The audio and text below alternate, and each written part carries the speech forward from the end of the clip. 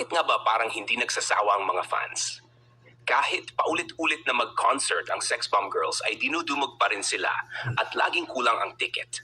Akala ng marami, noong nakaraang taon lang ito matatapos bilang isang simpleng reunion. Pero heto tayo ngayon, umaarangkada pa rin ang Sex Bomb Fever. Isipin niyo, umabot na hanggang round 6 ang kanilang mga reunion shows dito sa Pilipinas dahil sa sobrang tindi ng demand ng publiko. Hindi lang basta punuan ang venue, kundi literal na nagkakaubusan at nagkakagulo sa tickets. Marami ang hindi nakakabili dahil sa bilis ma-sold out. Kaya naman ang ending, dagdag ng rounds ang organizers para lang mapagbigyan ng lahat.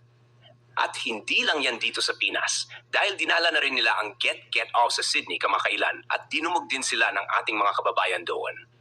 Patunay lang ito na kahit sa ang sulok ng mundo, hinahanap-hanap ang tatak sex bomb.